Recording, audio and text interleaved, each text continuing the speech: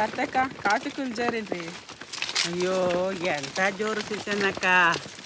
ನಮ್ಮನೆ ಪರಿಸ್ಥಿತಿ ನೋಡ್ರೆ ನಮ್ಮನೆ ಅಂತಲ್ಲ ಎಲ್ಲ ಕಡೆ ಅಷ್ಟೇ ಕಣ್ರಿ. ಮಳೆಯೆಲ್ಲ ಈ ಸರಿ ಪೂರಾ ಗಿಡದ ಬಡ್ಡಿ ಬಿದ್ದದೆ ನೋಡಿ.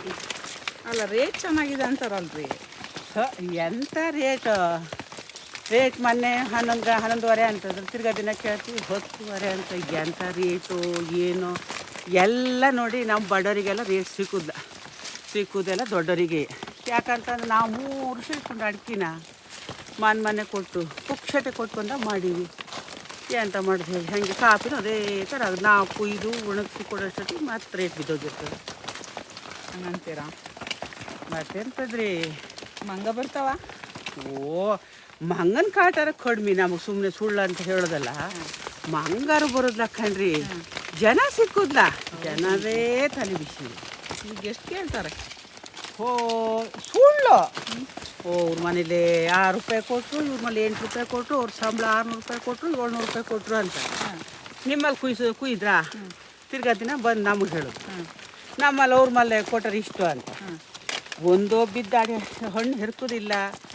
ಅಯ್ಯೋ ದೇವ್ರೆ, ಕಾಪಿಗೆ ಗಿಡಕ್ಕೆ ಗೊಬ್ಬರ ಹಾಕೋದು, ಕಸಿ ಮಾಡೋದು, ಇದಕ್ಕೆ ದುಡ್ಡು ಹಾಕೋದು ಮಕ್ಕಳು ಸಕ್ಕರೆ ಮಾಡಿದ್ರೆ ಮತ್ತು ನಮ್ಮ ದುಡ್ಡು ಎಲ್ತಿಕ್ಕ.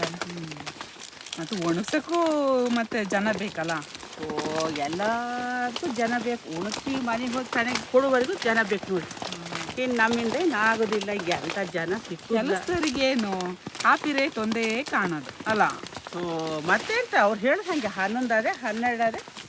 ಈ ಜನಗಳು ಹೇಳೋದು ಹಾಗೆ ಕಾಫಿ 12 ಆತಂತ 13 ಅದಕ್ಕೆ ಆಗೋದೇ ಅಲ್ಲಿ ಹೊಲ್ ಹೊತ್ತೇಳತ್ತ 11 10 ಅಲ್ಲ. ಒಂದು ದೃಷ್ಟಿಯಿಂದ ನೋಡಿದ್ರೆ ಈ ಕಾಫಿ ರೇಟೇ ಮನುಷ್ಯನ ಜೀವನ ಹಾಳು ಮಾಡಿದ್ದು. ಇದ್ದದ್ದು ಒಂದೇ ಬೆಂಬಲ. ಮತ್ತು OT ಅಂತೆ MC ಅಂತೆ ಎಂತ ಚೆಕ್ ಮಾಡ್ತಾರಲ್ಲ, ಎಲ್ಲ ಚೆಕ್ ಮಾಡ್ತಾರೆ.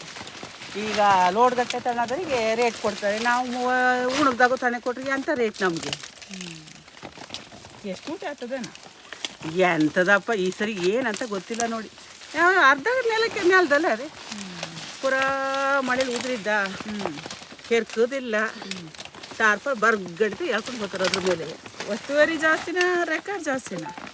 ಎಂಥ ಒತ್ತುವರಿಯೋ ಎಂತ ನಮ್ಮದು ಸ್ವಲ್ಪ ರಿಕಾರ್ಡ್ ಜಾಗನೇಯ. ಏನಾಗ್ತದೆ ಅಂತ ಗೊತ್ತಿಲ್ಲ. ಕೆಲವರೆಲ್ಲ ಹೆದರ್ಸ್ತಾರೆ ನಿಮಗೂ ಒತ್ತುವರಿ ಅಂತ. ಎಂಥದ